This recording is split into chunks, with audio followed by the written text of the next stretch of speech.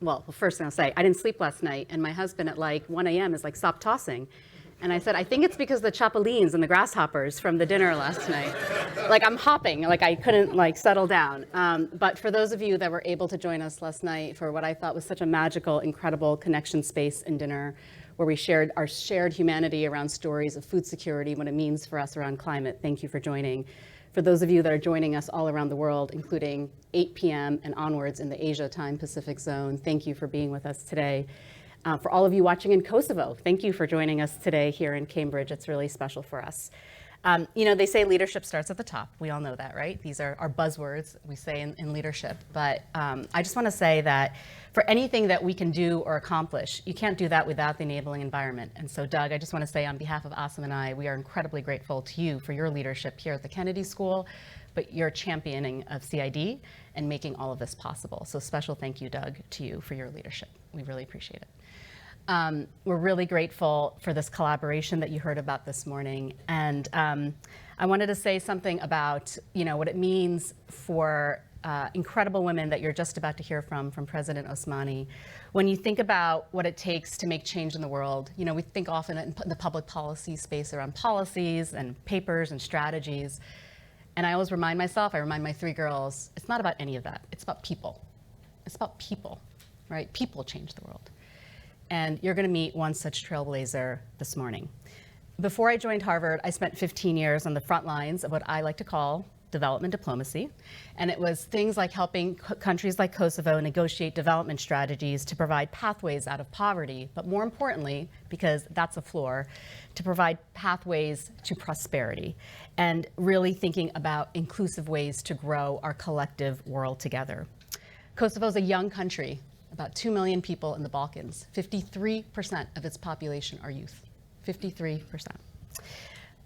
Huge congratulations to Kosovo for celebrating 15 years of independence this year. Congratulations, Madam President, for your leadership of that effort. Now, you may not have been to Kosovo, but I know she's going to warmly invite all of you to come and see for yourself, like I have, what an incredible place it is. It is striking, the country is striking for the pathways it is pursuing to balance energy security, job security, gender equality, and geostrategic considerations in a very challenging neighborhood. It is a country with solid economic growth, but where the demand in Kosovo for electricity has far outstripped supply. A problem that we know is going to get potentially worse in the years to come. 4 out of 10 households in Kosovo experience energy poverty. That's the highest rate of the 5 neighboring countries for which data exists. Unreliable electricity results in supply disruptions, requiring Kosovo to rely on costly emergency energy imports and locally highly polluting sources such as coal-fired plants to meet its electricity needs. So the steps that Kosovo is now taking to secure its energy future against the backdrop of a war in Ukraine, a warming climate, offers real lessons to all of us on how to work in strategic ways, but on equal terms of partnership to really understand where countries are coming from, their needs of their population, their needs of their economy, as we then work to figure out solutions that work for them. So it's why I'm so personally thrilled to welcome President Osmani here to provide the keynote remarks to officially kick us off at GEM23, Growing in a Green World. She is a trailblazer. If you don't know her already, she is just incredible, not just in Kosovo, but all around the world. She's an inspirational role model as a lawyer, the first female speaker of the Assembly, and the country's 2nd female president in 15 years. So the United States, we should be paying attention. You have a lot to teach us. Okay, and then she does all this, most importantly, as a mom of 2 beautiful twin girls. So I don't know how you do that. We need to talk afterwards about how that actually happens. She's held a number of important positions in Kosovo, but perhaps none as pivotal as her leadership on the team before the International Court of Justice regarding the declaration of Kosovo back in 1998. Madam President, it's such a singular honor to have you here. Thank you for kicking off GEM23.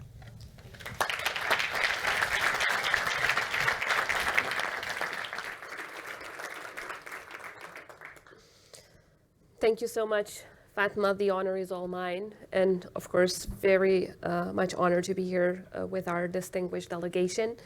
Good morning, everyone. A great pleasure to be back at Harvard after so many years. When I first visited at that time as the Chief of Staff to the President and was in the delegation of another president. Dear faculty directors, deans, faculty members, researchers, students, civil society representatives, philanthropes, climate activists, dear participants, ladies and gentlemen. In the words of marine biologist Sylvia Earle and former Harvard Research Fellow, the natural world is a gift that we depend on. And when we nurture it, it nurtures us in return. The challenges that we all face in preserving our environment are great, but the stakes are even greater. We must act now to protect the planet that we all call home. This responsibility falls on all of us, individually as well as collectively. We all have a responsibility to safeguard the natural resources that sustain us and to ensure that they remain viable for future generations. I am therefore delighted to be here with all of you at this conference that puts the well-being of our planet at the center of attention. I'm particularly pleased to come here and be among friends and personalities who believe that a better, a brighter, a greener, and more sustainable future for all is actually possible. But to get here, we need to work together. We need to do so much. We need to do it now and do it every single day. Because when speaking of climate change, there should be no pause button every single time that another challenge emerges. We must engage in accelerated action. Climate change truly is a global emergency. Climate action here and now, should be the legacy of our generation. I'm here today representing my people and sharing a part of the story of the Republic of Kosovo. We are indeed a small country, a very small country. And our greenhouse gas emissions are not even closely comparable to those of the United States or the global big economies. But that should not put us at ease. Whether you come from a big or a small country, this is not a job that should be left to others. If we want to save our lives and our planet, then you're exactly the kind of person we need right now. We need to do this ourselves, each and every one of us, no matter where we come from. However, we must also recognize the ingrained inequities to tackle the already serious consequences of climate change, to facilitate the clean energy transition, to enable the transfer of knowledge and technology, to finance and support climate action. The smaller countries will need the help of the larger nations. By extending a helping hand to the ones in need, to all of us, the greater countries will also end up helping themselves. Back in 2015, global leaders sent shockwaves of hope from Paris to all parts around the world. While a lot of things were dividing people and nations, climate change brought us all together. We witnessed, for the very first time, leaders from all parts of the world committing to working together to face what is now widely known as the single biggest threat facing humanity. The Paris Agreement was our way to tell our planet that we are willing to make up for our uncontrolled actions and the unknown and sometimes known consequences throughout history. It was a confirmation of the readiness to join the battle to jointly save our planet. It feels like a lot has happened since then. And indeed, many more meetings have taken place since then. World leaders have continued to meet in Marrakesh, in Bonn, in Katowice, in Madrid, in Glasgow, and just last year in Sharm el-Sheikh. We have moved from the Marrakesh implementation COP to commitment to reduce methane emissions by 30% by 2030, to promising to stop and reverse deforestation by the end of 2030, And lastly, putting climate losses and damages on the joint agenda in Egypt, with numerous countries pledging varying amounts of financial support for countries struggling with climate effects. The world indeed has made significant strides, yet our ambition is slower than the pace of the advancement of climate change. Almost 8 years on, we are regularly being warned of reaching a tipping point beyond which the cost damages could potentially become irreversible. The International Panel on Climate Change is where we turn to when we want to understand how far we have all reached. Their warnings are becoming more and more serious by the day. We are set to experience temperatures rising to 2.8 degrees by the end of the century if we stick to present policies. Meanwhile, IPCC's message is strikingly clear.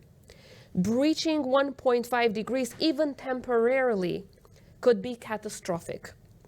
We cannot afford to let our common goal of limiting global temperature rise to 1.5 degrees slip away. Images of natural disasters, reportings of rising sea levels, evidence of hottest days on Earth ever, devastating wildfires, increasing droughts, intensive storms, and destroyed crops are slowly turning into everyday realities. Whether in Spain or in Chad, in Nigeria or the Caribbean, in the Western Balkans or the mountainous regions of the Himalayas, challenges faced and caused by climate change are rising rapidly. Too many around the world. For too many of them, the concept of climate change is still distant. It is also vague. But the kids who had to miss school because of schools being burned down as a result of destructive wildfires, the desperate farmers that just experienced a crop season gone bad, the families that had to leave their homes because of the devastating floods, the neighbor that had to spend her lifetime savings in hope to find a cure for her respiratory disease. These people, our people, and their experiences are a stark reminder of what climate change means for our everyday lives. And what are these everyday threats? These people might not be able to find all the right words to define climate change specifically and scientifically, but one needs not to be a scientist to understand how climate change is affecting every one of our lives. Witnessing this, we have to be reminded that the Paris Agreement was just a starting point, not the culmination of our efforts. What was agreed there requires transformative thinking, innovative solutions, ambitious financial stimulus, and utterly determined political will. Ladies and gentlemen, we often hear the expression, climate change knows no borders. Time and again, we are being faced with this reality. It is therefore high time that also representation at the table, the support, the financial help becomes borderless as well. Some people have referred to issues like the pandemics, climate change, immigration, etc., as problems without passports. And I couldn't agree more. This joint threat, climate change, affects the entire humanity, no matter the country where you live, no matter the sheer size of your country, no matter the passport that you carry.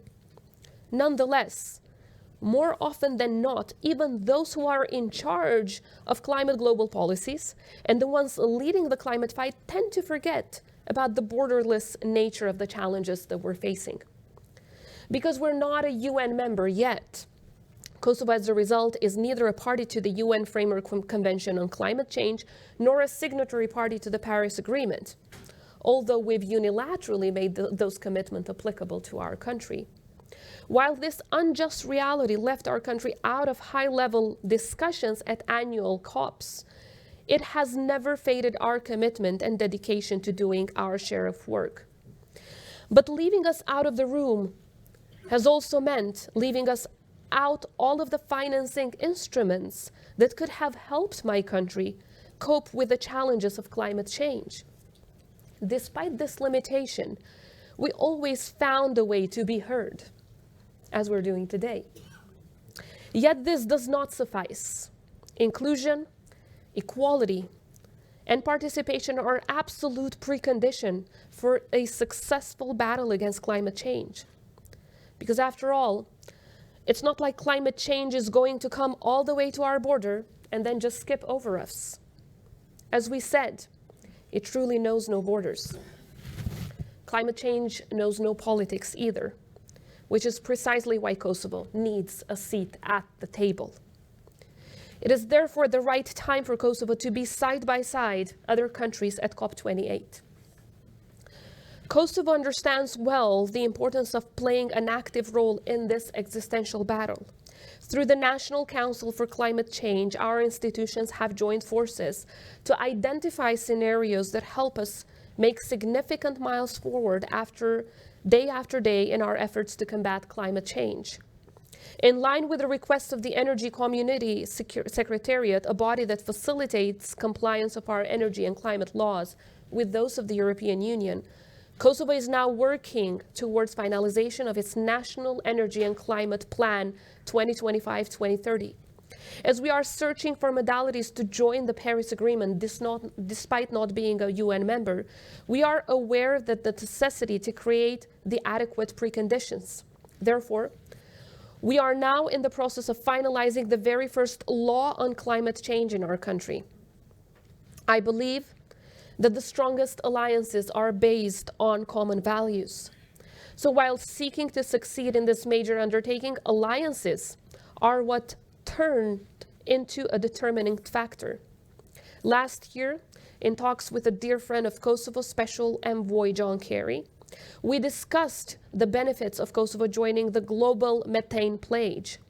I'm happy to report that as a result of the commitment that I've made in that meeting, our institutions and our exemplary partnership with the US, now Kosovo has officially joined the group of countries committing to curbing methane emissions, now largely considered as the single fastest and most effective way to limit warming.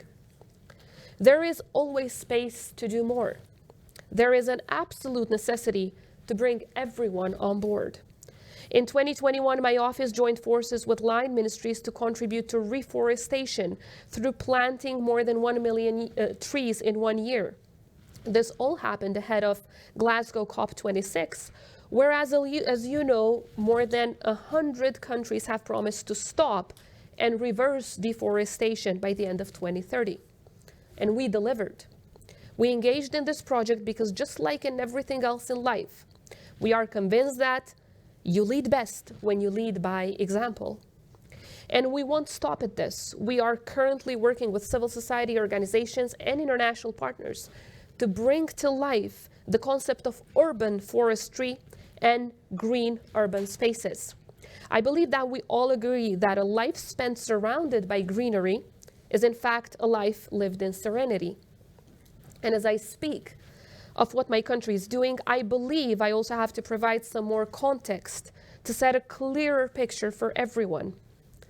Being the 5th largest reserve of lignite in the world, naturally our energy system has historically been heavily dependent on lignite-based energy production.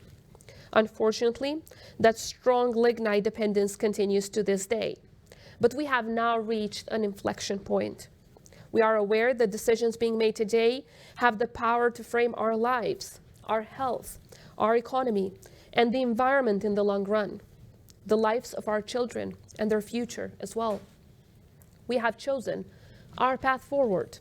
That path consists of investments in renewable energy, in energy efficiency, and in the circular economy. Soon, we will be the host country of the biggest battery storage capacity project supported by the Millennium Challenge Corporation, as well as the first project in the Balkans for central heating through solar panels. But there is a potential for so much more, and there is certainly a lot of space for innovative projects and solutions. And this conference is the perfect opportunity to discuss some of the forms this could be done through partnerships that would ultimately enable technology and knowledge transfer. So we're looking forward to hearing and learning a lot from each and every one of you. So while the will to engage in a green transition to further empower the idea of a greener Kosovo is there, we all know that it takes way much more than that to actually win the case. An energy transition, a robust one as needed in Kosovo, comes with social costs, financial implications. It requires new policy playbooks and a community mindset that embraces the change.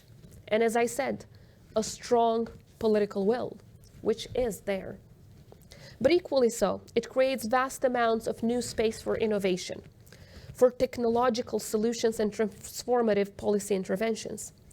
At the heart of all of this stands the need for support and guidance.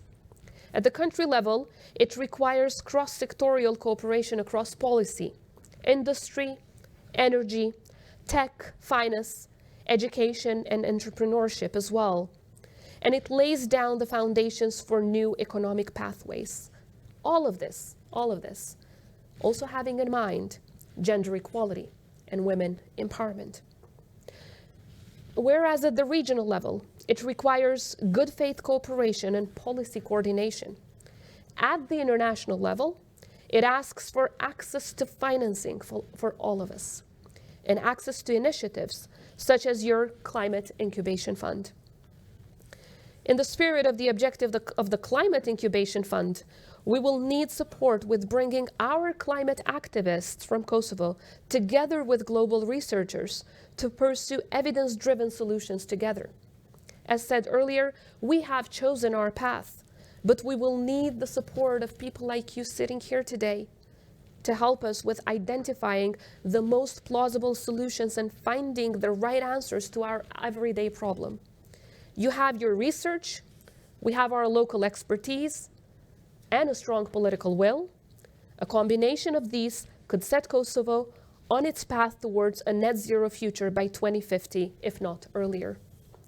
During the next hours, discussions will revolve around modalities to green emerging economies, how to build resilient societies, the intersection between climate, food security, and emerging technologies, the prospects of solar geoengineering, or how do we develop evidence-based disaster response. At the center of all these discussions, the focus is on designing fit-for-purpose platforms where research meets practice. But as it was said earlier, the real focus, in fact, is people. How do all of these affect the lives of our people for the better? In pursuing to do so, it is essential that we remember a couple of messages. First and foremost, there is no successful climate action without truth and data. Secondly, there's no successful climate action without education and awareness. Thirdly, there's no successful climate action without inclusion, equity, and gender equality. And finally, there is no successful climate action without partnerships, cooperation, and strong political will. Climate action needs to transcend business as usual and embrace transformative thinking. So, ladies and gentlemen, dear participants, it's now become almost a standard practice to address the younger generation in climate change speeches, the ones that are still sitting in school benches that haven't arrived to Harvard yet. But this time I won't be doing that. And you'd wonder why. I actually said everything I said so far because I truly care about their future. I care about the future of my twin 9-year-olds and every single child of my country. I care about the future of every single child of the world. But if we want to succeed in protecting their future, climate change speeches should be first and foremost addressed to ourselves, our generation. We need to self-reflect and ultimately realize that it is us who have a chance to do something about it, because we have all the means and the knowledge at this most critical juncture. And if we are fully on board, then our kids, our youngsters, they will surely follow with appreciation, great engagement, and full cooperation. We should not leave all the burden to them. It's our job to make that change for them, and then they will follow. They are already leading with change, with or without us being part of it. Hence, let's make sure not to stand on their way with bad decisions. Inaction in the face of facts is unacceptable. And as my address comes to an end, I want to bring up an existential element for a genuinely successful climate action. President Zelensky said that climate change requires peace. I couldn't agree more. Indeed, there can be no effective, successful, or resilient climate policy without peace in our planet. But of course, never in the terms of autocrats, who are, by the way, are some of the people that are mostly contributing to the devastation of climate change. We are already witnessing firsthand how the global energy crisis is exacerbated by Russia's war, which, in addition to the significant devastation against the people of Ukraine, is also posing challenges to climate objectives and is restoring GHG emissions to historic peaks. In the face of ever-rising global tensions, cooperation between all of us, like-minded countries, seems sometimes harder to be achieved, but it should not be harder to be achieved. Climate change expects like-minded nations to work together to build resilient societies and a sustainable and greener future for all. Let's not forget that if we don't strive for climate action and climate justice here and now, climate-induced migration might very well be the next big cause of conflicts around the world. We have solutions, we have resources, we have the knowledge, we have the political will, and now we need the commitments, the action, as well as solidarity between one another. Climate change catastrophes cannot become a fact of life. Let's instead make climate action our generation's biggest victory. Thank you very much.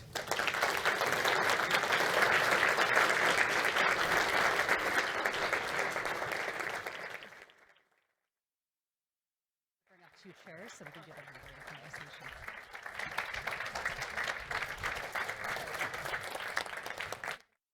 I have a question for you. Okay. Well, that was incredible. Thank you so much for that conversation. Oops. That's okay, no worries. Thank you so much for that. And I wanted a scene set for you because, you know, we have a lot of conversations here. We have a lot of conferences, we have a lot of events. We all know that. You've all been to them, right? You've all been to your fair share of conversations. I wanted to tell you, we have incredible people in the room. We have 42 countries watching this right now, all around the world. Actually, I'm going to tell you some of them because it is amazing. And I want to say that because I want to start with those of you who are watching around the world, not those who are in the room here today. Let me tell you a little bit about who's watching you right now as you're speaking. We have representation from Albania, Australia, Bangladesh, Bermuda, Bolivia, Brazil, Canada, Chile, Colombia, El Salvador, Ethiopia, France, Germany, the Holy See, India, Indonesia, Jordan, Kosovo, Mexico, Monaco, Montenegro, Namibia, Nepal, the Netherlands, Oman, Pakistan, Peru, Poland, Portugal, Korea, St. Kitts and Nevis. Thank you, St. Kitts and Nevis, I want to come. Senegal, Sierra Leone, Singapore, Somalia, South Africa, Spain, Uganda, the United Arab Emirates, the United Kingdom of Great Britain and Northern Ireland, the United States of America, and Venezuela. So first, thank you to all of you watching us right now online. And I wanted to start with this global audience. Yes, let's thank them, because that's incredible. So I'm going to start with a pretty provocative question, and I want to ask you a few questions, then we're going to turn it to our audience in the room. But you've been all around the world. You've had negotiations with every world leader.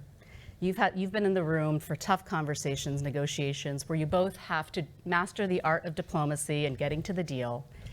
but also knowing that no one really understands what you're dealing with back home and the constraints you face domestically, right? And as a diplomat and as a head of state, I imagine that you are constantly trying to get the international deal while negotiating the art of a domestic deal back home that you can sell to your own population, and it has to work for your people.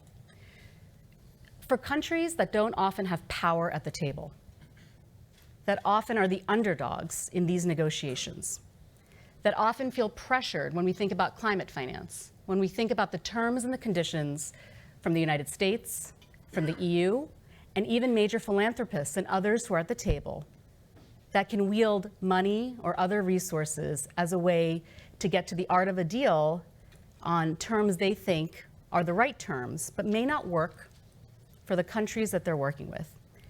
Maybe you've been in a similar situation.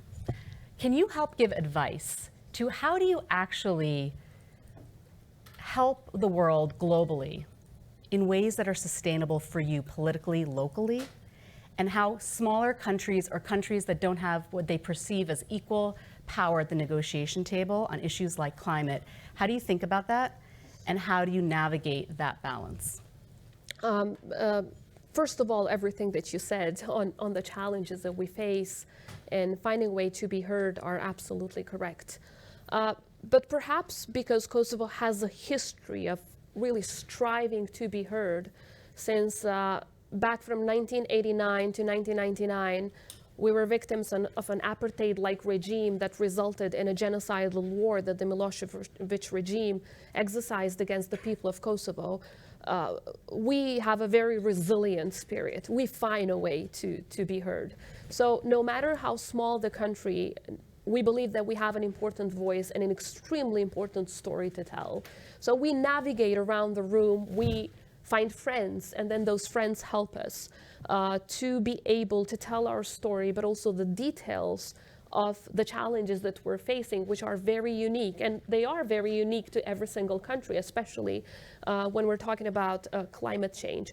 So we did experience a lot of these kind of occasions when, for example, because Kosovo, as I said, is not a UN member, you're not exactly invited to the main event, you're not in the main room, but we go there and we arrange meetings in the margins. So we make sure that almost every leader who participates in that big meeting in the room, we have bilaterals with those leaders. So they get to hear our story, it's just in a different room. So we do find a way to push our message through.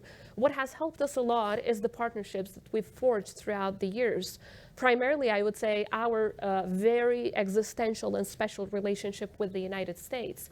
The US does help us to make sure that these meetings take place, that the right messages are sent, and at the same time that we meet the right people who will be able to help us when it comes to climate change, but also other topics, I would say, from just gaining political and diplomatic support to gaining economic and financial support for the projects that we're pushing through. Now, how do we get things done in a way that they are internationally supported but also domestically supported? I would say the key has been, I've been in politics for the past 2 decades to learn this. The key is the trust of the people in the institutions. Right now in Kosovo, we have the highest trust towards the institutions in our parliamentary history.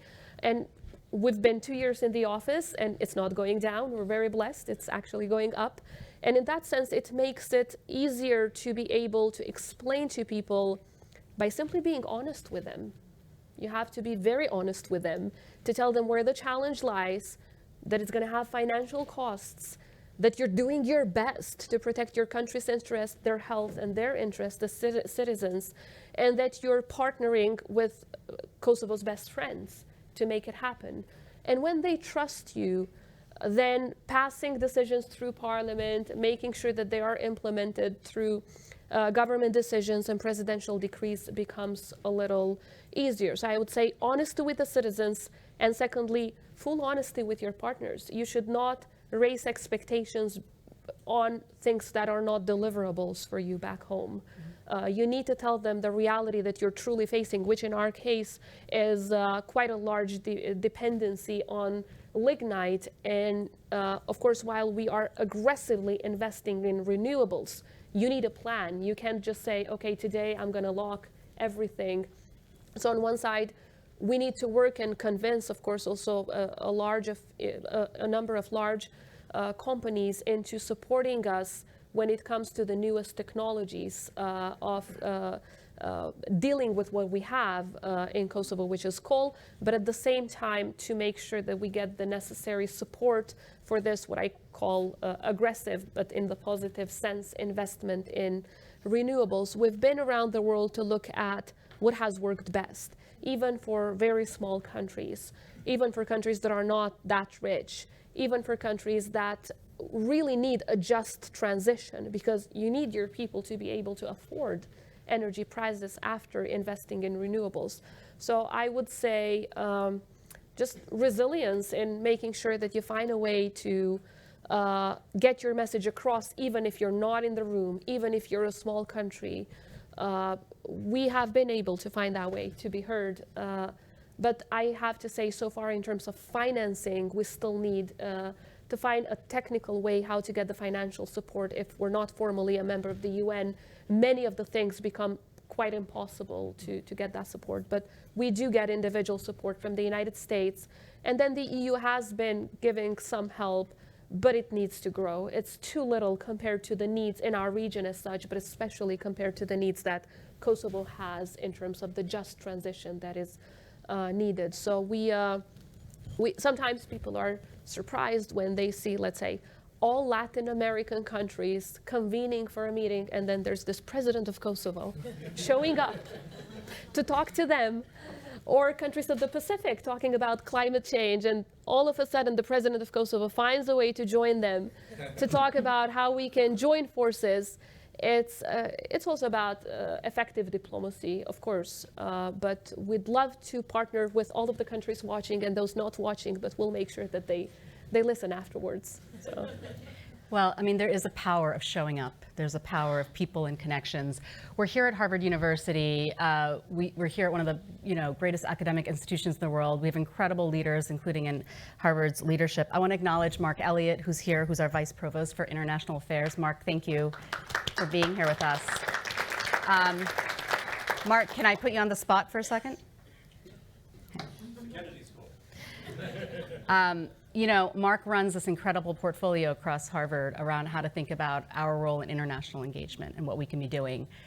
What advice do you have for the international provost, for the vice provost for international affairs, on how you talked about the pause button and how we can't be on the pause button? So, okay, and I don't know technology really well. I know this is a weakness of mine. That button on the remote that you hit ×4, ×8, how do you get it to ×16? At a place like Harvard, when we think about our engagement with the world and international affairs, what advice, how should we be thinking about our role to support countries like Kosovo, but all of our partners in the world on equal terms? I would, not that I feel particularly in the position to give you advice. It's just perhaps rather than an advice would be more of a plea for more support. I would ask everyone to have inclusiveness in mind in every single project. No matter how small a country is, there is enormous potential, especially among youth. There is so much talent there that needs to be appreciated, but also used, because this should be seen, climate change, but in fact, so many of the global challenges, whether we're talking about just peace, or we're talking about how to protect the rules-based international order, or we're talking about gender equality, all of these are joint challenges that we can only meet if we work with one another. So the more that we work together, and the more you can look at countries, big or far, small or big, as partners, the better I believe it would be, and the results would be touching the lives of more people around the world, positively speaking. So I would say, as I said in my speech, just focus on how our biggest power is, in fact, in our partnerships. So that's... Thank you. You raised gender. You had a 4-point plan that you left us with. I called it TEIP, truth and data, education and awareness, inclusion, equity, gender, and partnerships and political will. I want to hone in on number 3. When we talk about inclusion and gender, easy buzzwords. Everyone has a strategy for them, right? Which organization now doesn't have a gender plan, an inclusion plan, a diversity plan? Strategies are one thing. Really putting these things into action is a whole other ballgame. I want to just scene set for those of you who don't know the statistics in Kosovo, because context matters. When we worked back at the Millennium Challenge Corporation and with other partners you've had, it became really early on that whatever partnerships we were going to have on climate had to think from the front end about women and gender, not as just a component or just a project or, you know, a tagline. Kosovo's labor market has some of the worst gender disparities in the world. Only 13.9% of women in Kosovo were employed as of 2019, which is astonishing for a country that is classified by the World Bank as an upper middle income country. So I wanted to ask you, you know, the fact though that women, despite that, are such an incredible part of your private sector, of your informal economy, but also small-owned medium enterprises, right? Women-owned businesses already make up over 10% of active companies, and they're growing. And we can see that in the cafes, we can see that in the stores in Pristina and beyond.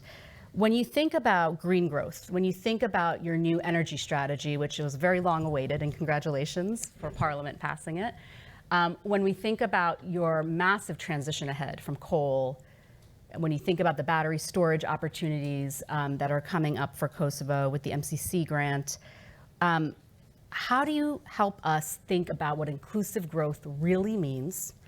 You are in the presence of from every school, I think, here at Harvard, but all of our institutions and partners around the world. How do you build an inclusion on the front end of design for development programming around green growth and climate inclusion? How do we think about gender gaps, not as a challenge, but as an opportunity to start from zero and redesign? And how do we get women up here in these seats to actually lead from the front and not from behind on climate?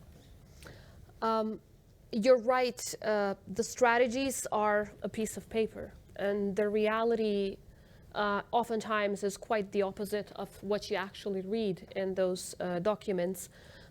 For way too long, the inactivity rate among women when it comes to the labor market in Kosovo has been one of the highest in the world. These past 2 years, we have quite an improvement when it comes to employment of women and the percentage that you just mentioned. Nevertheless, it's absolutely not enough. It's not enough because it's also stupid for any country to leave out the potential of 50% of its population from its workforce. It's harmful for the economy, it's harmful for the future, except for the fact that it's not fair and it's not right. It's also a bad decision for your economic growth. For that reason, many of the policies that we have been adopting and implementing in these past 2 years are directed specifically at supporting the private sector into inducing more employment for women and youth, of course, but mostly focused at women.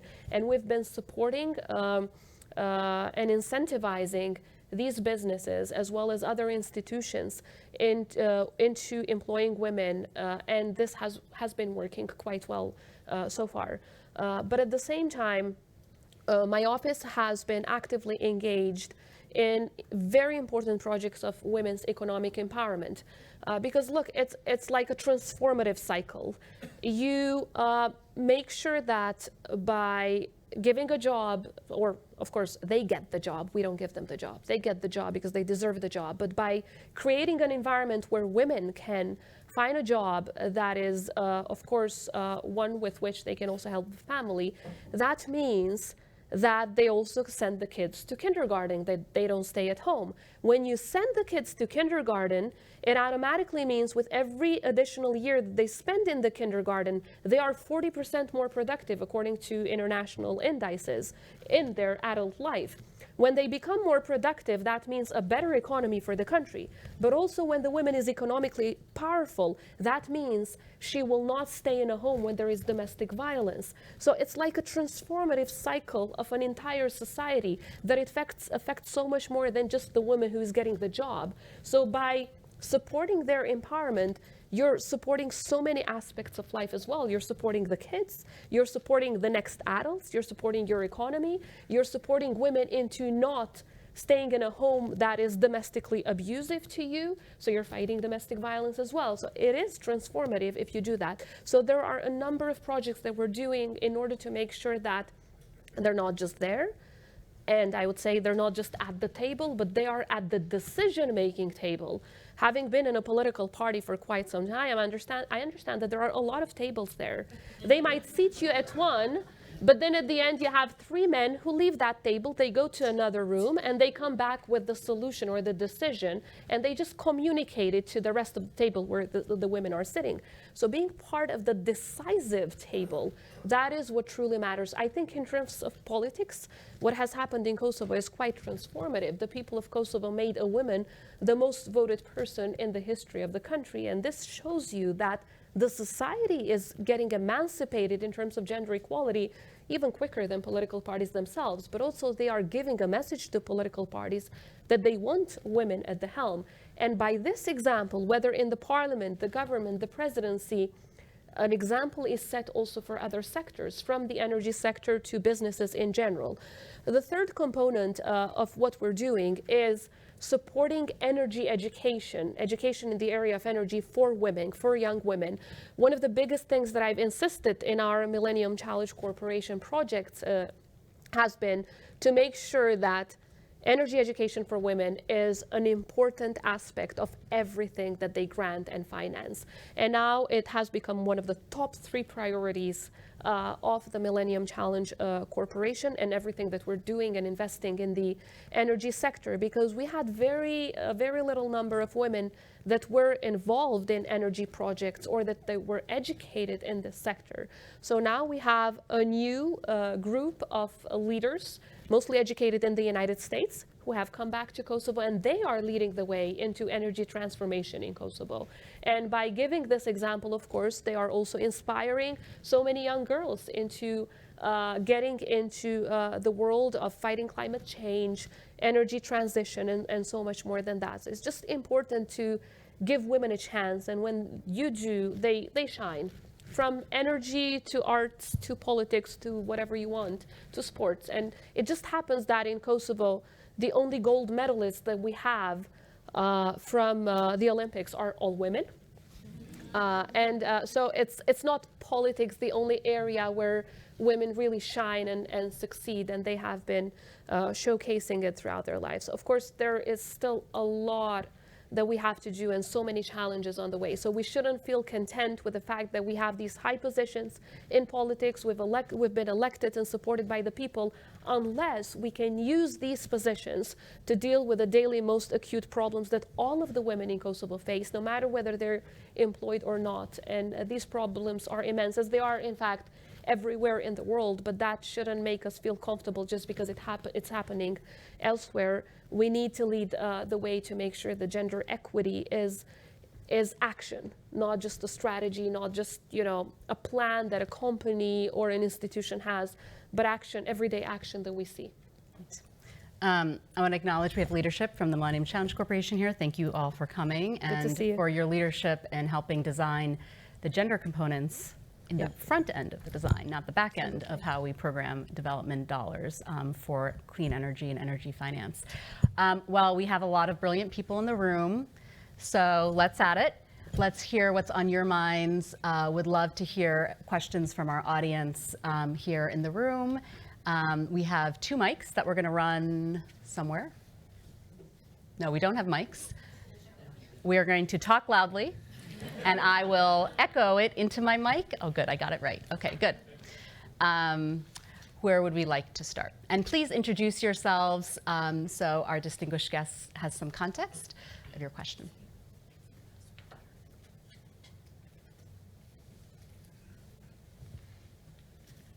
Sorry, am I missing? Andrew? Oh, sorry, I didn't see your hand. I'm sorry. Go ahead, Andrew, please. It's great to have you here. I'm Andrew Revkin, a journalist mostly. I've been writing about climate change since the 80s, so I'm a graybeard.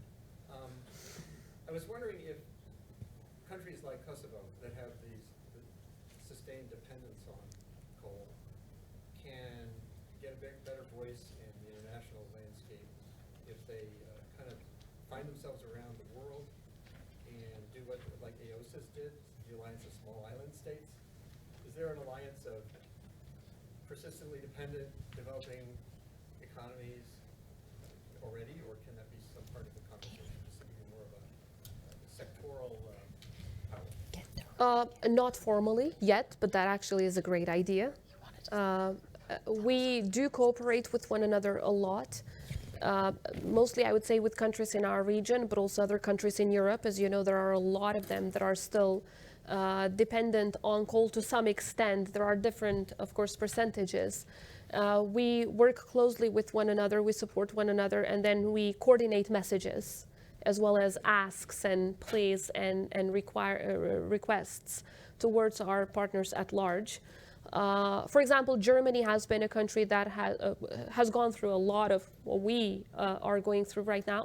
Of course, they haven't faced all of their challenges yet, as we know. Germany is a country that has been supporting Kosovo a lot when it comes to energy transition. But in terms of a formal initiative, we still don't have that, but that's, as I said, something that we would definitely look into and see how many nations around the world would be interested into joining forces, so that when we speak together, we speak with one voice. And obviously, as my experience shows, it certainly, we are taken more seriously by others who can help out. And of course, people like you, journalists, can help a lot in making sure that our voice is heard by writing about our countries and the needs that we have and how this would affect the larger community of nations. Thank you. In the back. Oh. Microphone. Okay. And after that, we got to get to some women asking questions too. Thank you. Oh, yeah. Sorry. No. Keep going. Just saying. We have to be intentional about these things. I've learned over time. I didn't see any other hands, so. No. So just maybe staying on the theme of the just energy transition and the topics about coal. So my name is Mikhail Nikomarov. I'm from Bushveld Energy in South Africa. So South Africa has a similar dependence on coal, both from a power generation and employment and GDP contribution. And you talked about how you're transitioning to cleaner energy, so getting cleaner electrons. How are you managing the impacts on employment that will eventually come, and on the GDP contribution from coal mining and that? So I would just be interested how you're doing that. Well, so far it hasn't been a big problem, because I would say we're at quite the beginning of the process of just transition. And although we're doing it faster than perhaps some other countries have done it, we haven't seen those effects when it comes to employment yet. But that doesn't mean that we shouldn't plan. So what we're doing is we're working with countries that have gone through similar experiences. And we're also getting advice from professionals of this area to understand how we can do the best that we can to create as many new jobs when it comes to the new green energy transition. There are, as you know, enormous possibilities when it comes to new jobs also with renewables. So we're doing the best that we can in that direction, so that at the end, when you look at how many you've lost and how many you've gained, there isn't a big disbalance there. At the same time, we're trying to, going back to the honesty with your people, we're trying to explain to the people that the high return in terms of investing in renewables doesn't necessarily come immediately when it comes to your, let's say, economy or new jobs.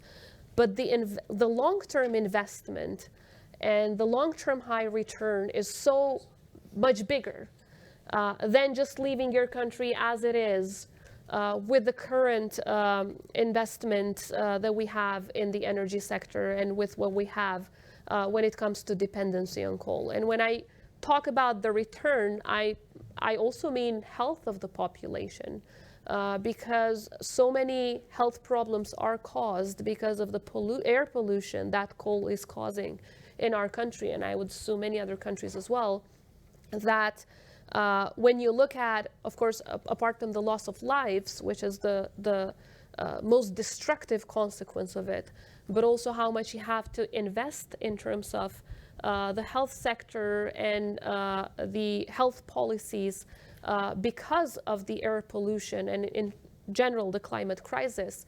By investing in renewables, you need to think of course, the positive outcome that all that has in the economy, in the health of the population. And when you have a healthy population, obviously, you have much better chances in succeeding in economic growth. So we need to look at the bigger picture rather than just the number of jobs.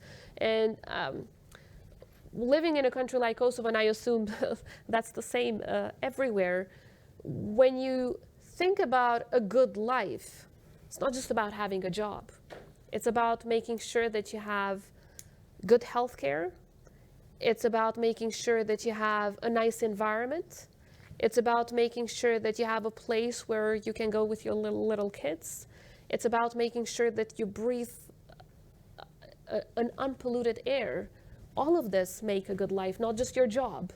So that's why investing in renewables is so much more than just about the number of jobs. But of course, that's not unimportant. It's extremely important to make sure that we create enough jobs so that we do not contribute to the already quite high unemployment scale that we have in the country, although that is being battled constantly. And new jobs are being created, but just new jobs, it's not enough. Of course, we need to have good wages so that there is quality of life as well, not just a job that you get by, but quality of life. I hope that answers your question. As you were talking about air pollution, well, one of the first things that came to mind is talking about dignity, right? As we think about strategies around climate, as we think about, and we're going to talk about this in the incubation rooms later this afternoon, and as you all go off to ideate and to incubate technical solutions, we have to really bring in dignity to that, because the quality of the life that we are creating for the next generation matters just as much. And thank you for reminding us of that. You talked about air pollution, and as you think about global challenges, so many countries around the world are facing this, certainly in South Asia, where this is being felt every single day. Tarun, I want to acknowledge Tarun Khanna, who is the faculty director of the Mittal Institute, and we're really grateful that they're partnering with us on our Climate Incubation Fund, and because these are the types of global challenges we really want to think through. We want to connect these types of lessons across from Europe to Asia to Latin America to Africa to beyond. So these are the types of things we're trying to really think through. We have time. I'm going to take two more questions, and I'll take them at a batch before we wrap up. Perfect. Angie and then Farhad.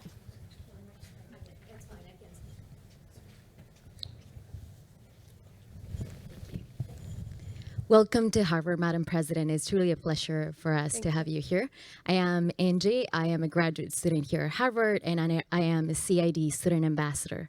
Hearing that Kosovo From has... Ecuador, right?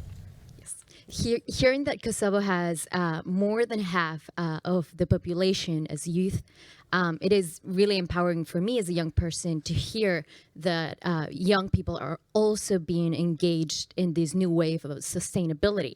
And I want to hear a little bit more about what does Kosovo do in order to engage this new generation to continue this conversation towards sustainability, but also in going beyond to continue having action and tackling the root problem. And I really want to hear more about, what other countries learning from Kosovo can do to engage new and young generations. And we'll take, before you answer, if you don't mind, we'll take one more. Farhad.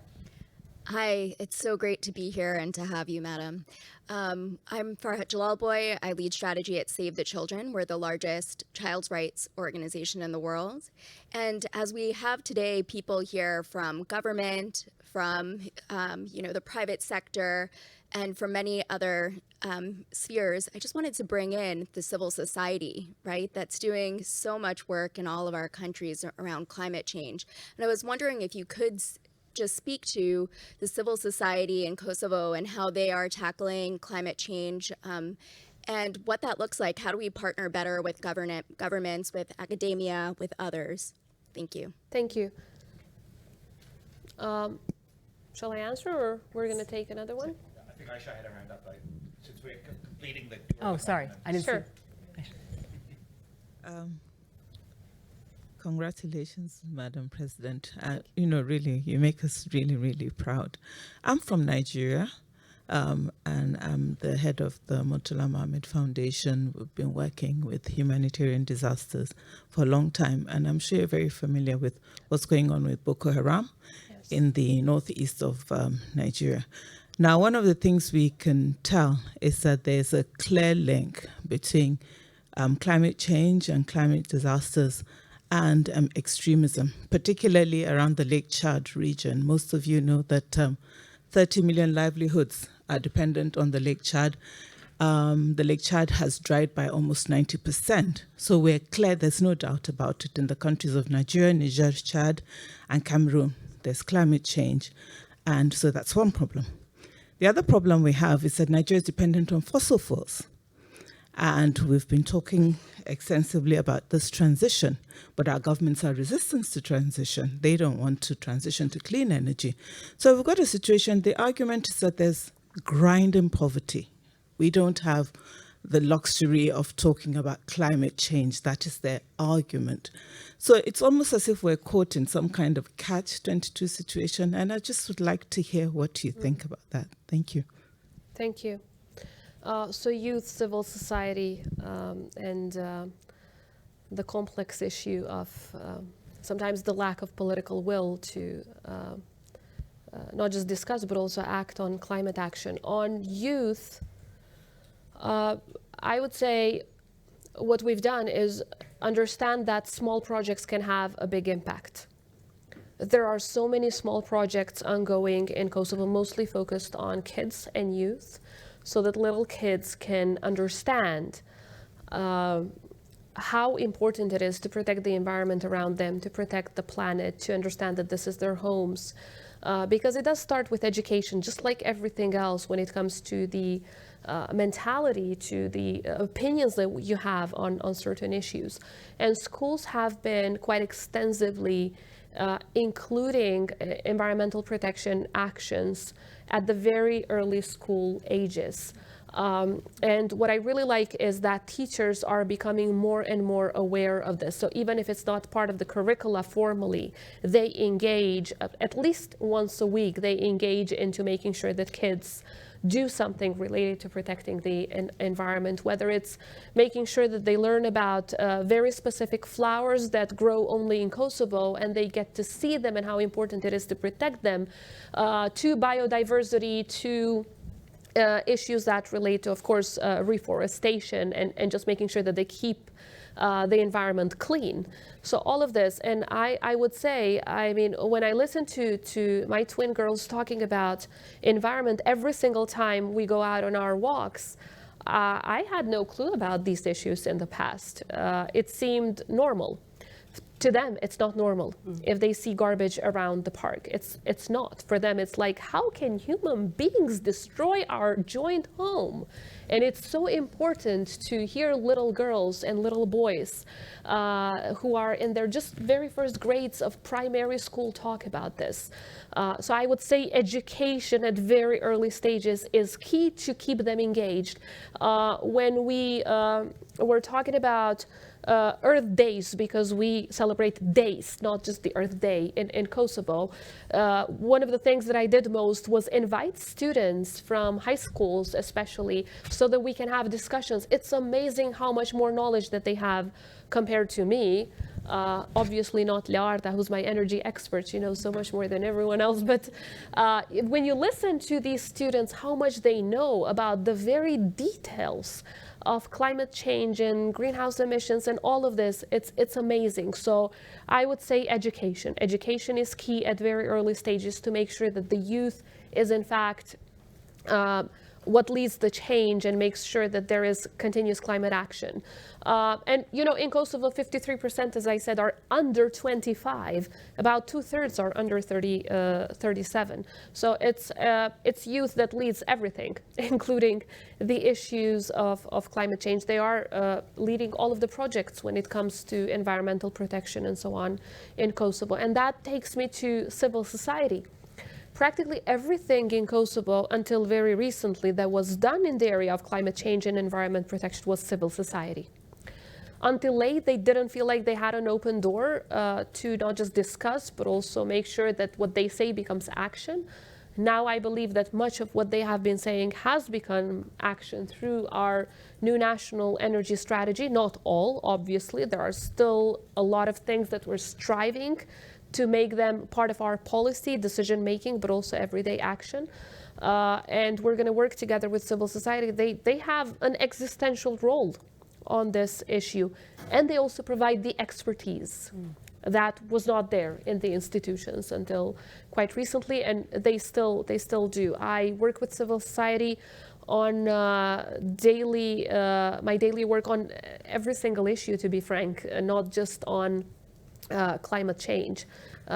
Without involving them, I don't think we can ever make the right decisions for the country and for our people. And then getting back to what you pointed out when it comes to Nigeria, hoping to visit your country, by the way, soon. In poor societies, of course, this is a difficult path and a difficult decision, but it's the only path. There's no other path. Anything else takes you to further destruction, further securing a poor society rather than making sure that there is economic growth through sustainability. And economic growth and sustainability and environment should not be seen as separate topics any longer. We need to learn from emerging powers and how they have been doing both at the same time. They've been making sure that there is GDP growth while at the same time ensuring sustainability and protection of environment. It is possible, which is why we've insisted that in our economic development strategy, we don't have a separate development strategy from a sustainability or environment protection strategy. They are interconnected, so they should be one. That is one. Secondly, awareness is key, and I would say if politicians resist, we need to support civil society in making sure that the right message is sent to the people that this is about your health. This is about your life. This is about your kids' health. This is about preventing extremely rare and dangerous lung diseases among your population. This is about preventing cancer. This is about having good jobs. This is about having health, as I said. How can health be a luxury topic? Health is the most important thing in your life. How can that be a luxury topic?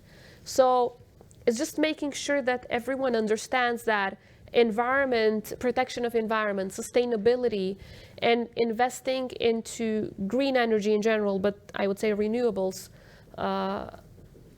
is not separate from your everyday life, your health, and simply where you want your kids to grow and how you want them to live in the future. It's not an easy job. For too many years in our country, when we spoke about the environment, no one was really interested to hear. It was, for so many, a boring topic, as you said, a luxury topic. But growingly, people are understanding that this is about their health. Health is never a luxury topic. It's the most important thing in your life. So this is investing in the most important thing in people's lives. And that is the job of politicians, to make sure that we make the right decisions for their lives. And this is that decision. So I guess it will just require not giving up and trying every single day. And I'm sure that these efforts will go from strength to strength, and eventually they will be successful. You talked in your opening about problems with out-of-passports. Unfortunately, we all have passports, which creates borders and boundaries. And I think, to your point, what I want to really take away from this is, as we think about not giving up, as we think about the future, as we think about these next steps, how do we create solutions without passports, right? How do we think about that physically, digitally, technologically, spiritually, as we think to that? Your leadership here has been just incredible. Thank you for what you're doing in Kosovo. Thank you for what you're doing all around the world. We have a special, for those of you that have ever been in the diplomatic corps, when you're an ambassador, there's special milestones, right? I think of your career. We have Kosovo's ambassador here with us, Ambassador Dugoli. Thank you for your partnership under his watch for the first time, and you'll see this later today as you have an incredible schedule ahead for you here in Cambridge, here at Harvard, and as you walk across and get a beautiful tour of Harvard University, and we're trying to sneak in the law school, given your brilliant legal career. For the first time, you'll see the flag of Kosovo flying in front of the John Harvard statue. Amazing. And under your ambassador's watch. So thank you for the partnership here. I think you're all warmly invited to go to Pristina, to go to Kosovo, Absolutely. to see for yourselves the amazing work and leadership that the youth of Kosovo are really doing politically, economically, socially. Thank you for your leadership. Thank you all for joining us this morning. We are going to break now. We are going to start the first panel at 10:40 a.m. So please be here for that. And please join me online. Thank you for those of you that stayed up in the middle of the night. We don't take that for granted. Thank you for all of you here in the room. Thank for you being so with much. us today. Thank you, and you thanks to truly are invited to Kosovo. I hope you come. Thank you.